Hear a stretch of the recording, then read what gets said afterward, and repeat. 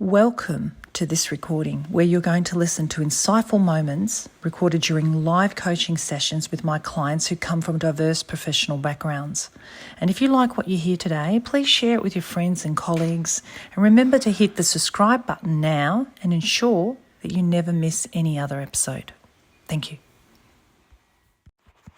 So sometimes when we're speaking, we can sound transactional.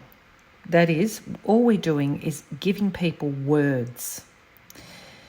And how do you know that? I mean, that's something I sense. It could be interpretational, but I'm always looking for the body language, the non-verbal aspects of the way people speak, not just the verbal aspects. How does it feel? How does it come across? Same as singers, right? They can sing a song, but at the end of the day, they have to engage. It's not just about singing the song. It's about engaging. Another metaphor would be somebody cooking a meal and saying, well, I've cooked, everybody, just eat it. There it is on the table. And not being interested if people actually are eating the food or think it's delicious or want to come back and have another meal or can even chew the food, right? So what we need to pay attention to is the way we are communicating. And what does that feel like? What does it sense like? So you can ask for feedback for that. You can record yourself and watch videos and go through it again with yourself. I was having this conversation. You can just recall the mood that you were in, and then you can watch yourself back. Sometimes you could quietly, secretly record yourself and then listen to it back later just for you, so you can have a listen to it. So we don't just pass people words. We pass on meaning about those words, and we also pass on a personal perspective on that. If you can be confident enough for that, and not every conversation you can do that with, but we really want people to know us. We want them to engage with us. We want to build a relationship through what we say. We're not just reading out a document, we are engaging. So that engagement has to come from you first, which is you're willing to do that, and then you're coming in the middle to engage with the other. Now, how do we do that is slowing down the speaking at times, stressing out some words. I just did that, stretching out some words. I might just stretch out a word. I might use a little bit more breathy tone sometimes. So you think a bit more breathy, like, no, I didn't mean that. Inflections, some breathiness, not always breathiness.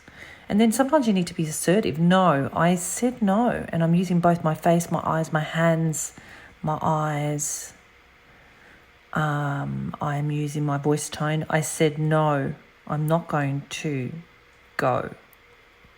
I already said that yesterday. Do I need to say that again? So here I'm being assertive. So we're listening to music in a way, tonality in us, the way we speak. We don't sound the same all the time. Because if we sound the same, it's almost like you can't be trusted because people don't really get you. There's no authenticity. I'd rather see the expression of a person, really get to know them and understand what moves them and what doesn't, especially as a leader and as a manager, that your people get to know you, or in relationships with other people, friendships and, personal relationships too. That they understand, as long as you're not trying to blame others for your feelings, right? That's a totally different topic. We're not blaming anybody, but we're just demonstrating how we feel, and we're using our voice tone with that, but you've got to slow it down. You're not just speaking from your head, logic, we're also speaking from the heart. We're feeling the intention, the meaning. What does this mean to the other also? What does it mean to me? What's the emotional charge for them? What's the emotional charge for me? I'm kind of like, understand the impact my behaviour has on others. Emotional intelligence in this. What does this mean to others? Not just what does it mean to me, and let me just get it done, and let me just speak it, and I'll do it as fast as I can, and then I'm done. No, you're throwing the ball. The other person's got to throw the ball back to you. Another metaphor. You've got to make sure they successfully catch the ball and they throw it back to you. And then you're in a game. You're in an engagement. So we're really mindful of our words, choice of words, but also the way they're delivered and how our body is. Are we connected to the other? Or are we distant from them? All of these things impacts the quality of our communication and how much we engage with others and ability to influence them, because we want to be vulnerable in that. We want to be open up and show them a part of us. When you start to open that emotional space in a professional way, people get to know us. And it's all about you. So your emotions are all about you and your needs are all about you. But it's okay to show people at times what's important to you, what you value, and to leave that with them to choose. So then they can also demonstrate that. And by the way, you both can show each other what you value. Even if they're different, you can both coexist. We usually open up to others and we allow others to open up to us. We coexist even if it's different.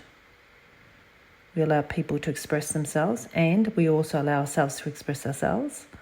And then ultimately a decision has to be made depending on the delegation of the person or the position of the person.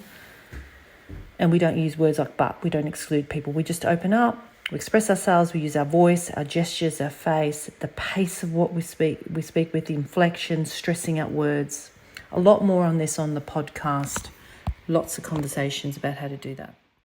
Thank you for listening to this recording. I hope it has helped you. Please remember to subscribe to this channel. I'll see you next time.